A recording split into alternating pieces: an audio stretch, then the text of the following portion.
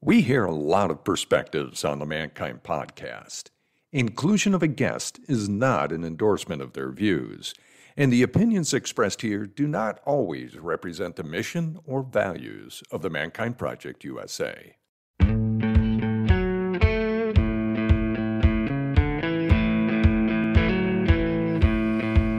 Looks like the rain has gone.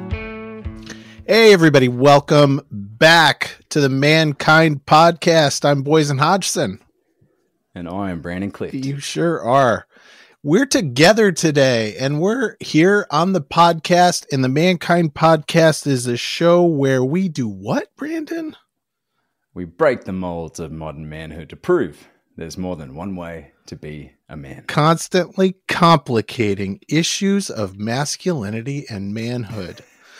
And I am so psyched to be sitting in a room with Matthew Sloane and Brandon today. So we have an episode. We're going to be talking about dad rage. I can't even say that in full voice.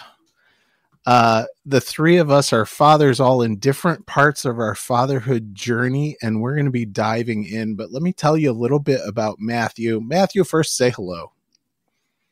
Hello. Nice to be here, guys. Welcome. I'm stoked that you're here. For the last 7 years, Matthew has been a father alongside 11 years as a husband. He's a trained integral coach from the New Ventures West, currently participates in and occasionally facilitates a dad support group. Recently, Matthew co-founded Project Rad Dad, a limited series podcast featuring fathers modeling candid conversations that launched in March of 2024, so just now. In 2011, he authored and illustrated a book recognized by Bill Kauth, one of the co-founders of the Mankind Project, as Soul Poetry of Worthy Masculinity.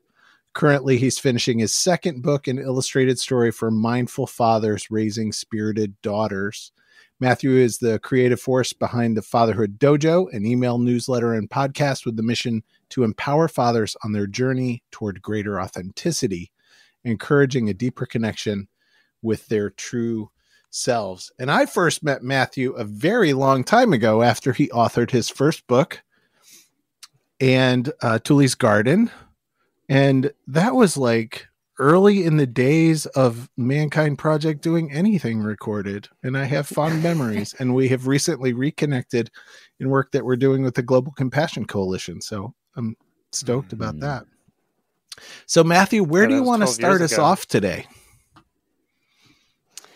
Yeah. Well, first, awesome to be here. I suppose I could say back. I checked out the old YouTube video of us chatting, Boysen, from 12 years ago, where my cats are playing in the background, and the audio quality in the video is a little sketchy, but certainly good memories of that too. I would love to jump in with a story and then see where we want to take this. So, in the vein of this topic, I'll just say that I've generally thought of myself as a nice guy most of my life, and then parenthood came along and fatherhood came along, and I've had to really face some shadowy aspects of myself, including rage and anger on levels that I didn't expect to run into. So I'll share a story that I think encapsulates part of this, and we can weave that in and out as we go. So I can't even remember the issue that my daughter and I were having. My daughter is 7 years old. She was wearing rain boots in the house and trying to kick me. So there was something that had happened before this that I can't remember at this point, which is interesting in itself. But essentially, I must have said something to her that she didn't like, set a boundary, essentially was not giving her something she wanted. And she was starting to lose control of herself. And it built up to such a point where she was trying to kick me. She was going for my shins. She was going for between my legs. And I started to feel my body tense. I could feel that part of me that was really connected to aggression. Like, oh my gosh, like you think you're going to take me down? You're a 7-year-old girl. What are you doing? Why are you even trying this? I never experienced anything in my household like that. So it's like anytime this happens, I'm just so confused. As she's trying to kick me, I say, listen, if you try this one more time, I'm taking your necklace away. And I used that as a consequence in the moment because I thought, well, this is something she just got recently. She cares about it. I'm going to make it a bad situation for her. So here I was becoming big, scary daddy, starting to threaten her. And she tried again with her foot. And I was like, okay. And so I said, turn around, because the necklace had like a loop thing in the back. And I could, as I moved my hands towards her, they were shaking. And I noticed that there was this part of me that was like, I don't want to look foolish in this moment by trying to use shaking hands to unclasp this little loop. And I also don't want her to feel like she's getting the better of me. Like I had this real sense of being disrespected and this feeling humiliated by the situation. Like, how could this child who is supposed to be my loving daughter, act this way, kind of thing. All these framework of dark, aggressive perspective on her and myself in that moment. So as my hands got towards her neck and the necklace, instead of trying to fumble with shaky hands, I just grabbed both parts of the necklace on either side and ripped them apart. And as soon as I had done that, she turned around to me and had this look on her face, like terror. And she started screaming. And it was very quickly for me in that moment, I was like, oh shit, I just crossed a huge boundary. I just made a really bad choice. And I knew I had to do something about it. But rather than get into all of what I did about it, I want to pause there, because that's really where it was. Like, that moment stopped for me in time for quite a bit. And it brings up a lot of shame for me in the moment. And then even recounting it, I can feel some of that shame too. Thank you. Thank you, Matthew, for sharing that story. I feel it in my body. And yeah, I guess I'll step in next. I have 2 kids, as I've talked about on the podcast, and I'm an adoptive dad. My kids are now 19 and 17. And one of my kids, my younger kid, we went through a period of time where they were really struggling in school. They were in a school that was not serving them very well. There was a lot of conflict. There was a lot of interpersonal stuff going on. There was a lot of teacher stuff going on that they weren't doing super well with. And we reached a point where they were just done, where my kiddo was just done. And there were a couple of nights where we knew that they had work to do. My kid uses they, them pronouns. So here we are, right? We knew that they had work to do, and they just absolute, like, no, I'm not doing it. There's nothing you can do or say to make me do it.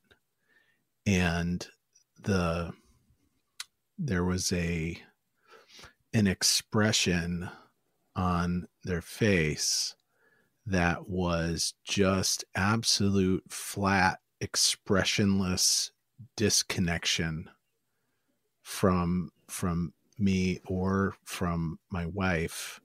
And my wife kind of tried. My wife kind of got as far as she could and couldn't, had to step away, tag, you're it, your turn. So for me to go in and just to stand in the doorway, stand in front of them, and it's the thing in your body, right? And it's that same thing, like this puffing up that happened in my body. And I don't swear, I'm not a big yeller, but like the deepening voice and the bigger words and the you're gonna, and again, it's the give me your phone. like the one thing, right? And instead of, no, I don't want to give you my phone, they just said, fine. Here's the phone. Here's the iPad. I'm done. Leave my room. Get out. And the sense of rage in my body, that is absolutely it. The tension in my shoulders, the tension is like, this how dare you? How could you possibly, like, you're gonna do this kind of thing? And that was, yeah. I see. Then that was a recurring, that type of interchange happened a few times during that period of time. So yeah, and you left it in the tension. So I'm going to leave it in the tension. Mm-hmm. Thank you. Alrighty. Well, this has been a joy-filled conversation thus far. Alrighty, I've got one for you. My daughter's 16 months old, just for context, so she's just little, and I've already touched that piece of me with her. And so she must have only just been about 1 year old, and she was sitting on my lap, and we were kind of playing around. And at the time, coming into winter, I get these kind of cracks and splits in my nose they'll just bleed all the time, very sore. And she was sitting on my lap, and she reached her hand up, and her finger hooked the inside of my nose, and her nail went right into the split of the cut, and she pulled my nose down, and she pulled my head down, and I immediately just got blinded with one pain, and right behind it was rage. And I let out this growl, this like, and what shocked me about the growl was that, and it was a scream, it was a growl and a scream, it was my dad's growl, which I had never done before. So that was a bit of an eye-opener. But what I did was I pushed her away and sat her down about 3 feet away from me, and held my nose and looked at her and just yelled, "Bindi, no." And she had big wide eyes. She's only 1 year old. Big wide eyes. And she dropped her head, and she started kind of like scratching and playing with her diaper. And then she started to softly whimper. Just this tiny little, it wasn't her cry like if she was hungry or in pain. She just started to whimper. Yeah. So leaving it in the tension, that's where I'll leave mine. Thank you. Man, I could cry right here. Just thank you for sharing the stories. Trust me, I went to my men's group and did a lot of that. Yes.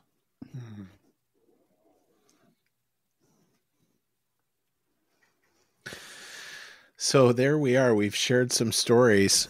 So Matthew, now what? Now what? Yeah. I can imagine, like, there's two things that come to mind. One is like, well, how do you fix a situation like that? But first, I think what's even more interesting is what causes that situation, especially what causes my reaction. Yeah. What are the things that lead to that buildup for me and cause me to erupt? We could go there for sure. Yeah. Yeah. I don't have control. I mean, and that for me is what has popped up in these situations over and over. There's this sense of like, I am completely not in control of what is happening in the situation. And there's some part of that is like unacceptable on some level. Yeah. Yeah. Like we could use the word triggered, right? Like there's some switch happens And for myself, like emotionally, physically, as I was describing, my body was changing. And then suddenly, like in that moment, I'm no longer loving dad. I'm something else. I mean, in a part of myself that in my case, I'm less familiar with because of my distance from anger most of my life. So even as I've started to cultivate assertiveness and experimented with things like rage in a workshop setting, like rage and anger don't enter my life. They certainly I never wanted them to enter my home. So that in the moment, I have both the anger and then shame about the anger as it's occurring. Yeah. Yeah. Shame, I think, is the big emotion that comes up for me when I look back at it now. Like in the moment, that's not my experience. In the moment, what I am feeling is, I hate the word triggered, but that's absolutely what it is. Like, oh, my nervous system overwhelmed. Heat comes for me a lot. Like I feel hot, red-faced, sweaty palms, like all of that kind of thing. But underneath it is there's shame. So talk more about that. Talk about, I guess it's kind of a mindset question, right? Yeah, there could be a mindset. I mean, I've heard like when shit hits the fan, most human beings move away from pain. But if there's something around a higher purpose, I think I heard this from Brené Brown maybe, when there's some like higher purpose that could guide my actions, if I have the ability to reconnect to that, such as, you know, for me, I've already decided, and it's never happened, I will never hit my kids. But even the positive version of that is like, if I'm holding the purpose of respect for my kids no matter what. So I can still be assertive with them, and I still may have to give them direction, but to be connected to the higher purpose so that in moments of suffering, I can, as a mindset, move towards that. All of that, unfortunately, goes out the window with the issue of nervous system dysregulation. And that's something I'd love to talk more about. That's the fight. You know, we all know like fight flight is a reaction, and we've heard things like freeze, and then there's kind of like a shutdown, and then generally when we're regulated, we're not triggered, we feel safe and connected. That's the other state. That's like a regulated state. Fight flight, it's the sympathetic nervous system that has looked out at all the data available and said, okay, from what we're seeing and hearing and picking up on, like millions of data in a couple seconds, this is a threatening situation. The nervous system decides that for us. And then it comes as a signal to let the brain know, okay, brain, now here are the thoughts you should be having based on that. Here, body, this is how you should be acting. So when I get tight fists in a fight-flight situation, it's because my nervous system decided this is a dangerous situation. It perceived it as such. And now my body's reacting to my thoughts, like, how could my daughter do this? Are you going to let her get away with this? That kind of thing. So it's important to me to remember that the nervous system is one of the starting points that then directs the thoughts, the emotions, the body. And I'm engaged in a practice now around this that I can speak a bit about, which is really fresh for me. Like I just took a course with a great coach named Sarah Baldwin, and it was all about nervous system regulation. And mainly what I got from it was like, oh, wow, like this can change over time, but it has to be a practice. And a lot of us, I think, naturally will do these kinds of things, like just self-care, like, oh, I need to take a bath or I need to do yoga. But to be able to relate that to the people in our lives, like if I'm about to go into a conversation with my daughter, I might need to do something first in my body to show my nervous system this is a safe moment, because my body might already be preparing for war. Yeah, it's the ski slope analogy, right? It's we are at the top of the slope all the time, and when we approach the slope and keep going down, we start getting paths worn in, and we get the mogul fields worn in, and we get that kind of stuff habitually, and training ourselves out of it, taking a different path down the mountain, takes a significant amount of time and effort to get out of the rut. Yeah. And maybe not, I used to think, I mean, for sure, time over time, but this amount of practice I'm talking about for me personally these days, it's probably a few minutes. Whereas we think about a bath and yoga, like those are, it could be half an hour each. That's the good news, I think, in all this, that as a practice, I think what matters is the day-to-day consistency more than the amount of time spent. It's really about, like, how do I show my nervous system that there's this higher self in me that can cultivate a relationship with that nervous system, and not shame the nervous system for putting me into fight flight, but show it through care for my body. We could try one if you guys want. There's a tool I use every day, and it's hilarious in public, but we could do it here. With no video and just listening to the sounds of our voices, yes. Go for it. Yeah, and it's an audio exercise. So the point of this, I'll do it first, and then I'd love for you guys to do it with me, because we're gonna sound like chanting monks in a moment, which is awesome. So what I'm gonna end up doing is I'm gonna make the sound VOO, and I'm gonna extend it with as much of my breath as I can. And I'm gonna as I start, I'm gonna lower the tone as much as I can. And what I notice is what's happening is it sends a vibration. And that's the intent. If I'm up here, voo, no good. But if I go, voo, and I'll show you in a moment again of an extended one. If I do that and I focus the energy of vibration down into my core, it's like my organs, everything in the middle of my body is getting a little like massage. And it's so cool. It's like that doesn't happen if I'm in a fight flight state. So I'm showing my body through physical experience, you're safe. It's very different from like an affirmation where the nervous system is like, huh? Like it doesn't get the words. But if you show it through a feeling in the body, which could also be like an old memory of a loving connection.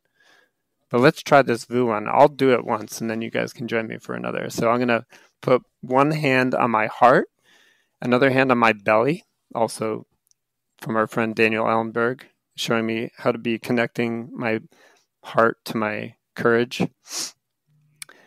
And I'm going to do the sound, and as I go, you'll hear me lower. I'm just going to keep lowering it and then focusing the vibration into the core of my body. So it goes like this. So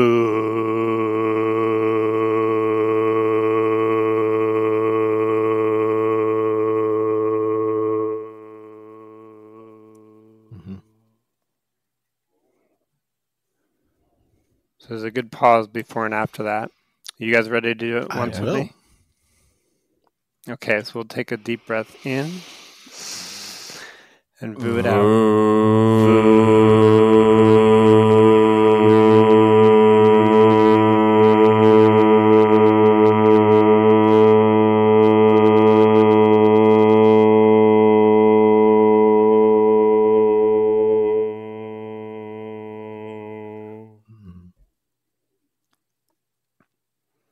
So let me ask you guys just to notice, what do you notice?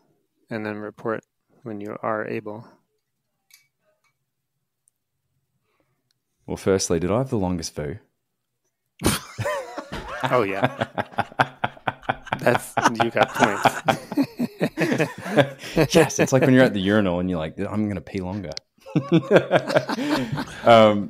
On a more serious note, so that kind of resonance in the chest, it reminds me of an Om, Yep. Kind of like from meditation or mindfulness or yoga. And having been practicing kind of vocal training recently that does a lot of kind of chest speaking and kind of vocal training. It's very meditative, and it almost reminds me of kind of like the sound rods, like sound healing. Mm-hmm. How like they'll put the rod. It's like a tuning fork. Tuning fork, yeah. Yes, a good forking. So the tuning fork, they'll put it like on your chest or your belly or your head or your third eye, and then ding, and you can kind of feel the vibration through the body. Yeah. It's quite powerful. Yeah, thank you. I don't do VU, but in pranayama breathing, yoga breathing, there's a bumblebee breath. That's the Western translation. But it's like when you hold your nose and you're popping your ears after being swimming and humming at the same time. So you open up the tubes from your ears into your sinuses, into your inner ears. And it buzzes through my whole head. And that's a meditative practice. Yes. And same thing. It just short circuits the thinking. So it's just the vibration instead of the thinking. Well, and I think great chance to shout out Julie and John Gottman and their work, because they talk a lot about that when there is a regrettable incident or you and your partner are in the heat of it, and there's clearly they'll say flooding as opposed to trigger. Right. When you're emotionally flooded, it's a great opportunity to pause and take 10, take 20. For me and my wife, it's like it's clear when both of us are kind of out for blood at that point, and we need 20 minutes. And I can tell you that first 5 minutes of that 20 minutes, my head is running through every reason why I'm right and why she's wrong. The next 5 minutes is, starting to see holes in my argument. And then the final 10 minutes is, I can't wait for this 10 minutes to end so I can, apologize or at least take ownership and still communicate why I was feeling XYZ because of my perception of ABC. Yeah. I like my teacher, Sarah, would say that the nervous system, especially in fight and flight, but any system any nervous system moment when it's in dysregulation, the job of that, it's like there's a lawyer in our heads and it's convincing us of that state to continue and deepen that state. So the lawyer in my head is saying, yeah, fight, flight, for sure. Fuck her. Like, what the hell is, and then like, here's all the information and the data, why I'm right. Like you said, Brandon, like, it's convincing. Yeah. In that moment, because the emotions are so compelling, because they're so real. They're so real in that moment. So all signs point to the blame being passed to this individual, because the reality is the messages that I'm receiving from my emotions that I haven't yet distilled and investigated. It's the headline. Daughter kicking me in shins with dirty rain boots. Oh, the injustice. Anger justified. Right? Yeah. Yeah.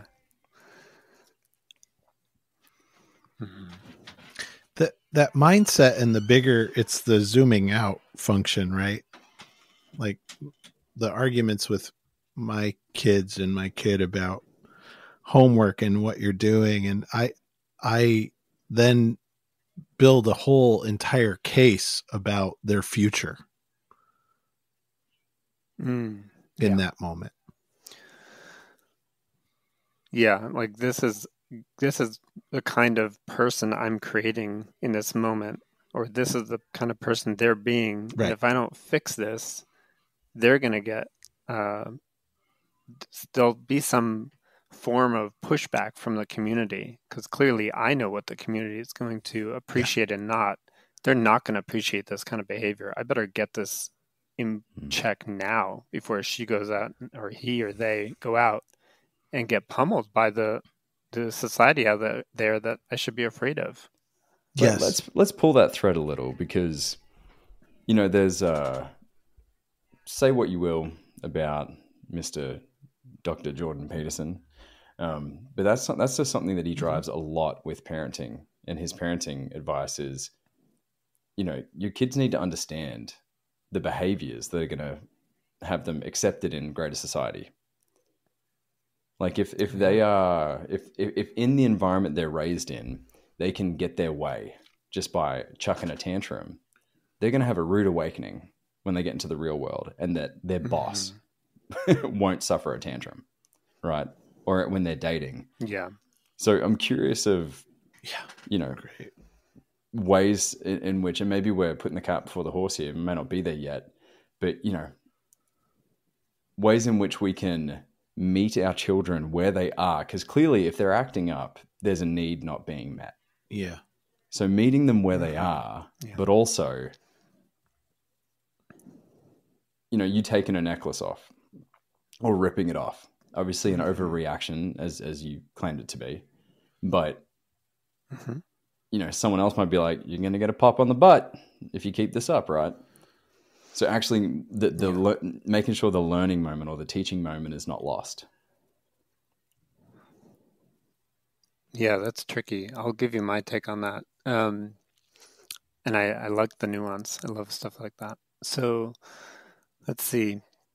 I don't mind Jordan Peterson, by the way. I think he has a lot of really good stuff to share. What I think is an important distinction is the mindset that says, in the moment, if I'm in that fight or flight and I'm trying to correct, I question the choices I'm going to make that are fear-based about what is and isn't going to happen in my child's life in 5 or 10 years. I think I probably don't really know the truth, and that can live alongside the importance of some kind of teaching moment, which probably has to happen, and this is my opinion, not in the reactive state. Yes. Right.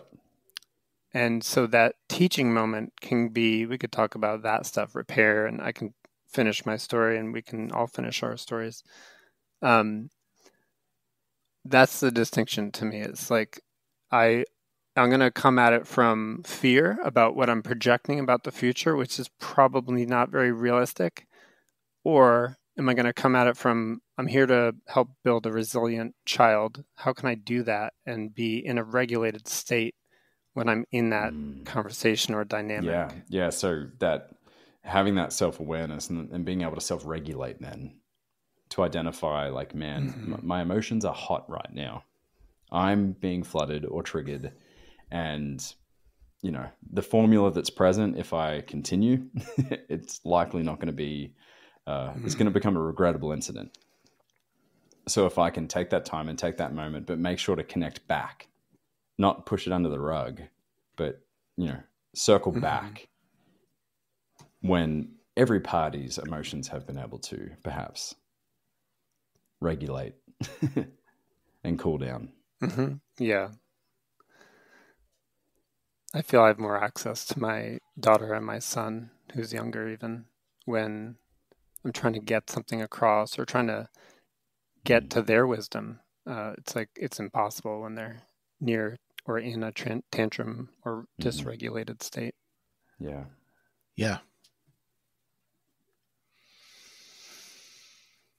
I tell you, as each of you were sharing your stories, I could feel like my chest start to puff up. And I'll be like, ooh, she's going to get it. Like, ooh, they're going to get it. And I'm sitting there with my popcorn being like, oh, I can't wait to hear how, Boysen's kid, gets their comeuppance for that attitude, right? It's so easy. I was having this conversation the other day on a podcast that I was a guest on, and we're talking about how much we love to see the bully get their due.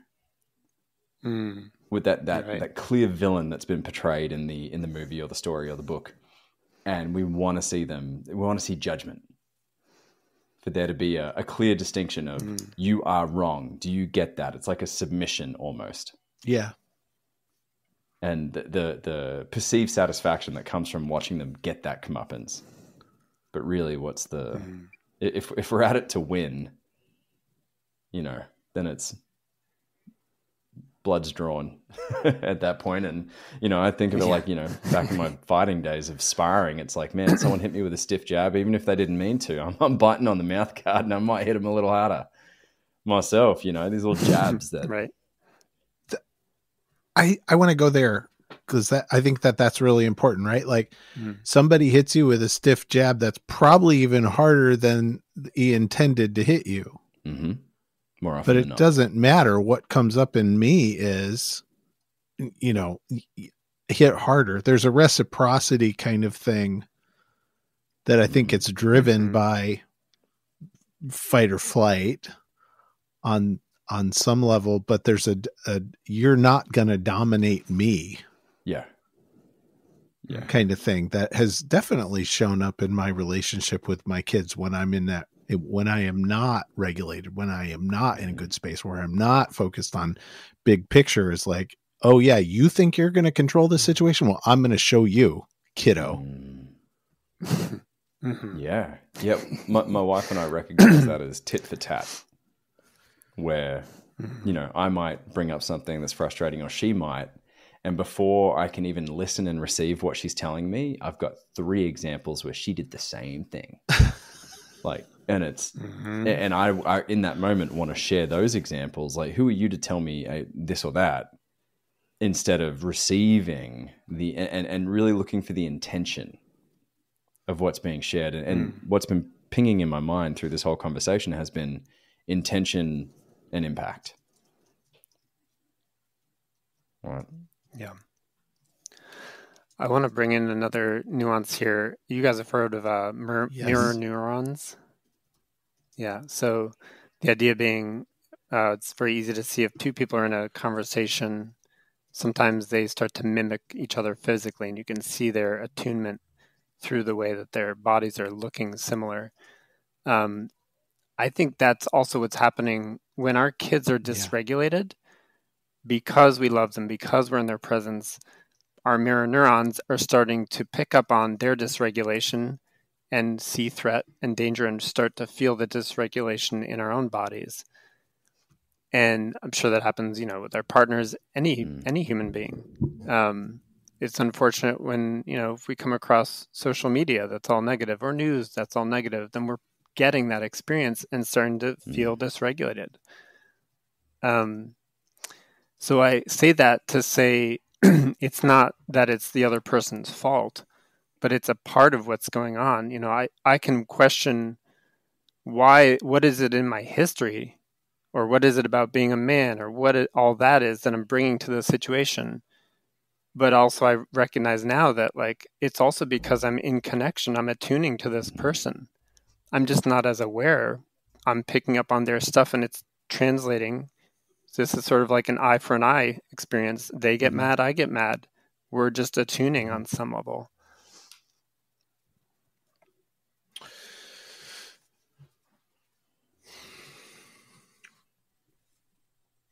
A deep breath. I had a deep breath there. So I'm going to come back to my story. So what's also true, and this goes right along with that attunement place, is that my wife and I have created, I'm just going to say this. I have created such a deep and connected, a vulnerable space with both of my kids at different times. Right. And my kids have significant trauma in their early childhood. I'm an adoptive dad. They have significant trauma, and trauma shows up in disconnection, right? When trauma is activated, they disconnect. Both of my kids disconnect. And the frustration that arose for me in those moments of anger, what it covered up was an incredible amount of grief, because my body understood what was happening when I saw that dead-eyed look.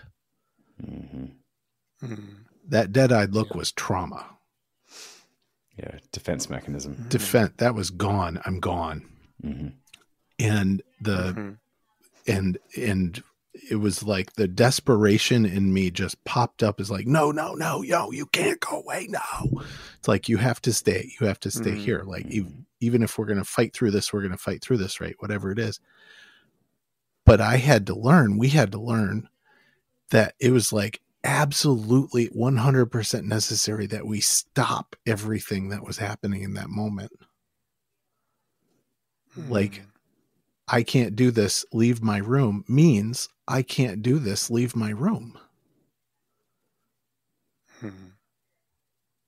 And then I have to go back and look at all of the stories about, all the future stories, all the future think, all of that stuff, and then get back to the big picture of what do I want? I want a kid who learns how to regulate themselves, who knows how to create boundaries when they're being triggered into their own trauma responses, who knows how to work through things in their time and space so that they can become, a resilient, healthy kid. And it's like, am I helping that process? Yeah. What happened in your situation, Boysen? Did you leave the room? Like, how did that story play out? I left the room and went back and took that time. And what we've learned over time, so this was 4 or 5 years ago. What we've learned over time is like, give it the time. Mm-hmm. And our kiddo comes back. Right? They come back. And what we have continued to learn about them is that they know their internal boundaries pretty damn well. And so if we actually trust that, when we establish like, okay, we know what we have to do, right? You've got this to do and this to do and this to do. Do we understand? Yeah, we understand. Okay, we're going to trust you. And when we make the space for trust, they keep stepping up to it. Mm-hmm. But they couldn't do that when it was like pressurized domination coming from, my alpha personality and my hyperachievement. Like, they couldn't get around that, but they can get around it in their time. And the vulnerability, the reconnection for us is like, my kids understand that I have vulnerability. My kids understand that I have emotions. I share my emotions with my kids. I share my fears with my kids when I have those fears. And that's the reconnection place, is like, I care about you so much and I want you to be strong, successful in whatever way you want to be. Do you know how much I care about that and want that for you? Yes, Papa, I got it.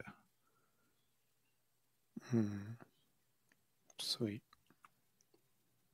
Yeah, beautiful, man. Time. Trusting the space, which also means letting go of control. Yeah. And, I had a pretty quick remedy in my situation. Fortunately, my child's prefrontal cortex is still infantile in the moment. So I was in charge of the rationale behind it all. So my daughter, she's yanked in my nose and ripped the split open. I've pushed her away. It's bleeding. She's sitting there just soft weeping. And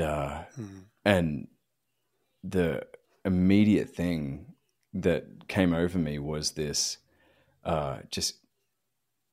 grief. Because, I've been with my daughter. For her first year, I was primarily stay at home while working kind of part-time, flexible. And so she and I were just like every day in, day out together. And the story that came to me in that moment was, this is the first time that she's ever felt alone. And like that she didn't have loving connection. And it broke my heart. And I grabbed her immediately and just held her and I started bawling. And I was like, I'm so sorry. Daddy's so sorry. I'm so sorry. And what do you know, a minute later, she's happy. And I brought that to my men's group because I couldn't sleep for about 2-3 days. Like, it jarred me. And anytime I thought about it and I told Christine about it, I started to cry again. And so I took it to my men's group. And I didn't feel like I was prepared to share.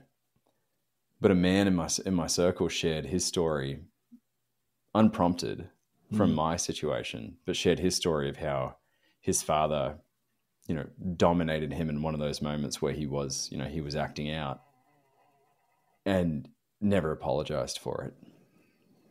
And this man's in his 60s and his father's been dead a long time.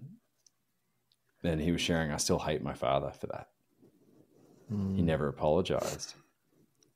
And so I got to share, that prompted me to share my situation. And I just bawled, just bawled my eyes out. I was able to kind of move the sadness and the grief and the shame from that experience. And also comforted by the men that were like, trust me, you'll get used to your kid, taking you to that point, and them having a cry and then being happy a minute later. That was not abdicating the responsibility I have in my reactions. And that wasn't vindicating my response or validating my response. It was just validating the human experience of that, hey, I got flooded. My central nervous system detected pain, and my response in that moment was to fight. But then the man who shared before me about his father came to me and helped tie a bow on this experience. He goes, you know why you're going to be a great dad? He goes, you apologized. You repaired. He goes, my father didn't do that. Yeah. And that helped take a lot of weight off my shoulders. And I think about that experience now, and I don't get the ick so much anymore in my guts thinking about it. And it comes to me when she's getting me to that level now, because she's starting to resist. She's starting to show her own little personality starting to come out, and she's starting to resist. And that experience comes to mind quite quickly. And I then have a choice with that awareness. Nice. Oh, man. This Yeah, is workshoppy. it is. So, Matthew, what did you do to repair?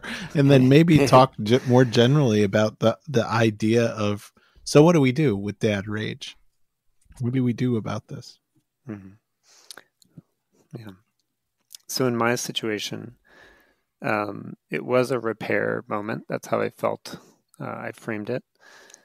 And I stayed nearby her body. So I had just ripped off the necklace, saw her face. She was screaming. I stayed near her body. As she was screaming, I allowed the energy that was there from fight flight to be the loud voice, but it was the apology. So I said, I'm sorry. What I did was not okay. It's not okay for me to break your necklace. I lost control and I made a bad choice. I'm sorry. I don't know if she actually heard me, but I wanted that to be a transfer of some kind. And I just was attentive. I think about 10 minutes later, we were able to be on the couch and I was just holding her. And we spent a good chunk of time snuggling. I'm sure I apologized a number of more times.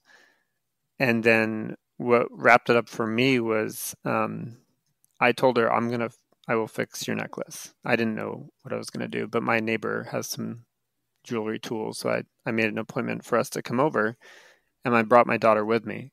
And the neighbor showed me how to fix it, and my daughter watched me fix it. And it was really cool, like physical manifestation, metaphor stuff of like, okay, she sees this is what you do when you fuck up. You apologize, you make things right. I didn't say any of that to her. I didn't teach her that. I showed her. And that to me is one of the biggest lessons that I'm still learning is like, if I want to teach my kids, how do I show them what a human being does when they get rocked off their balance point? Because it's going to happen over and over. That I suppose that answers a bit of that last question. What do we do about this rage? I think a daily practice of some kind that speaks to the nervous system is one very valid practice. It's so easy to let self-care go as a dad, and I would say bringing a little bit of that back in is going to help. Sleep helps, but then repairing, knowing that the problem isn't that I lost it. The opportunity is that I can repair this. And that's going to be an ongoing cycle. Well, that's how muscles grow, right? Those little micro tears. Yeah. And that's what I found in my relationship with my wife is that this is the first relationship that I've ever been in that we've fought. Not ugly, but we fight. But we have tools, we have process, and we know that we're moving the energy, and we, without fail, gain more awareness. And it's been powerful, and nothing gets shoved under the rug. And I appreciate that. And now we're looking at this, this beautiful little being coming into herself and her own uniqueness. And I've got my projections, Christine's got her projections, and she's like 50-50 biologically, Christine and I, but she's 100% herself. And I think she's going to challenge both our ideas of what is right or wrong, and also she's just a mirror and a reflection back to us at how we are. So it's like this opportunity, a personal development gauntlet. Yeah. Because we choose to be conscious parents, Absolutely. which in itself is head fuckery. But just for example, like my share about when Bindi yanked on my schnoz, I mean, I couldn't sleep for days after that. And every time I looked at her, I just wanted to like hold her and cuddle her and hug her. And, like there's impact here. So much impact. And I'm going to mess up in the future. Promise you. But yeah. And we might rise above it a little bit sometimes too. I didn't want to lose that. I've had moments where I normally would be triggered and I'm not. And it's part of the practice, I think, of things like self-care, nervous system regulation, whatever it is. I can tap into that a little bit more now. And I believe that it's kind of a hope and a long-term intention that I can keep growing that muscle, as you put it, Brandon. I don't have to freak out. It's just that's what my body's going to do if I have no other practice. So what I'm getting from that is grace for myself and grace for my partner, grace for my daughter to go, hey, yeah, we may be aware of these processes. We may be aware of these tools, but it takes time. It takes reps. We've got to touch the stove a couple more times. Yeah. And I have to be careful never to put the perfection lens on it. Like it's never going to be perfect. It can only get a little better, little by little. I love everything that you've just said, and something that I haven't heard yet that has served, that keeps serving me, and I'm guessing is working for you, is that maybe it's as the kids get older, right? And they start developing a little bit of their own executive function and decision-making. Reminding myself over and over and over that this is not personal. Like, it's not personal. Like their defiance is not personal. Their desire to not do things right now is not personal. Their failures are not personal. Their successes are not personal. What we have here is a failure to communicate. That. And I can kind of separate myself, take a step back from that, because my ego gets all tangled up into this stuff. But then I just have to watch. It's like, oh wow, there's this being with their own brain, and this is not about me. This is about them. And let them kind of figure it out. And then I also have to remind myself, and I think this is another way out, I have to remind myself of what an asshole I was when I was a teenager. And some of my will to dominate my children is so that they're not like I was when I was that age. My dad tells me, he goes, Brandon, I can't tell you how good it feels and how healing it is to have you call me and thank me and apologize. Because he said, my dad told me that day would come, and it hasn't come soon enough. Yeah. So I add? Well, I would just say this harkens back to, a conversation I had with Dene Sebastiana, in that he says it's not so much the amazing things we do for our kids, even the amazing models that we give them in our behavior and how we turn up and show up. Often it's the wounds. It's how we wound them that gives them everything they need to inform the lens that they develop in their reality of the world. Because if we're just perfect or trying to attain that perfection, we're going to fall certainly short of that. And we're also going to convince our kids that, perhaps convince our kids that they have to be like us, or the people they date have to be like their parents. It's dysfunctional. Whereas what I hear you share, Matthew, is that you get on your kids' level, meet them where they are, and take ownership for your mistakes. And you show them that that's okay too. Yeah, that's the practice. And even that can't be done perfectly, but it's worth striving for sure. I wanted to tie back to something you said, Brandon, about why does it feel so good to see the bully get defeated? It was something about that.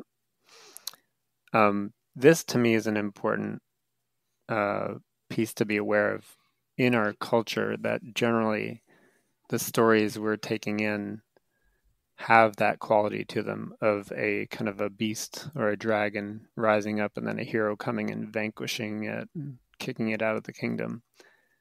That storyline is the one that I know my nervous system relates to, especially in that fight-flight place. And there are other stories that are more interesting and more possible. So we could say it feels good because there's a tension of the bully, and the lack of retribution is part of that tension. And when they get defeated, there's a release of that tension. That might be it. That might be all that's valuable in it. But with regard to another way, I love stories where they flip that. And instead of it being about a hero kicking a monster out, it's about a leader of some kind welcoming the monster, in this case, into the community in such a way that the one who lost the trust of others, also known as a monster, is being loved up, and their gifts can be returned to the community. And that's a very nonviolent approach to life and stories. Yeah, we're not slaying the dragon, we're learning to ride it. Yeah. That's the, that's where you start looking at, I talked to Daniel Ellenberg about curiosity and compassion. Really seeking to understand where the bully's coming from. That in itself is a practice, because I instantly want to see them get their ass kicked. Whereas if I can work the muscle to have inquiry and go, what's driving that behavior? What lens do they look through the world with?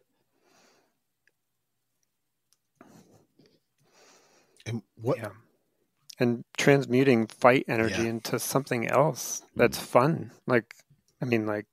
Fight energy is not bad if it's alongside, I think, Boysen, you put this beautifully in a previous conversation. It was like having that kind of competitive fight energy alongside compassion, for example. That's a beautiful integration and union. That happens in sports. That we don't have to demonize fight energy. It's valuable energy. Yeah, especially if you're protecting your family and your children, right? We can't let it go. Yeah, if there's a real threat, you may have to run across the street really fast. That's good use of fight energy. Thank you, Matthew. So we're reaching the end of an hour, and where can folks, so you've got some stuff going on, tell our audience where they can get in touch with you and learn more. Sure. You can go to my website, matthewsloane.com, and that'll have mostly links to all the other stuff. There is now, but you can find a kind of mini e-course about nervous system regulation called Stable Dad 101. That'll go a little bit deeper into this and invite folks who engage with it into a bit of a practice. You can also find my blog. You can go to fatherhooddojo.com and find, it's a lot of writing and podcasts about my current experience. And it's sort of like me in the trenches. What am I learning? What am I trying? And it tends to have combination of humility and a positive approach to moving forward. Podcasts, similar bent, sometimes just conversations with others who have learned similar things in the fatherhood trenches. Otherwise, I'm on LinkedIn, and I'm not really on any other social media right Congratulations. Look for links down below in the show notes. And Brandon, you want to set up the last word? Yeah. Don't know what that word is. But I will say, I want to thank the listeners for joining us today, because you are the reason this is all possible. You are the reason why we do what we do. All 3,000 of you. And yeah, it's just an honor to share this space with you, Matthew. Thank you for coming on and sharing your wisdom and your gold. I'll say till next time, because it's such a generative, powerful conversation. I really love the alchemy that the three of us created in this space. And so, yeah, this is the Mankind Podcast, the show where we break the molds of modern manhood to prove there's more than one way to be a man. And what do you say, lads? Did we do that today? Yeah, I think so. Yes. 3 thumbs up. Thanks. Thank you, guys. Lots of love. We'll see you all next week. This has been the Mankind Podcast, produced in association with the Mankind Project USA. I have been your host, Brandon Clift, and I personally want to thank our guests for joining us today and imparting their wisdom from their experiences in this amazing journey called life.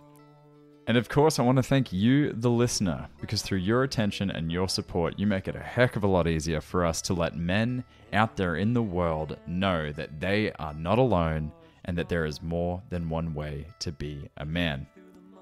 Now, the fee for this episode is simple. If you found gold and insights that you believe could benefit your loved ones and those you care about, be sure to share it with them. And of course, remember that life doesn't happen to us, it happens for us, so long as we rip the pen out of fate's hand and become the author of our own story. So my friend, pick up the pen and we'll see you next week. Lots of love.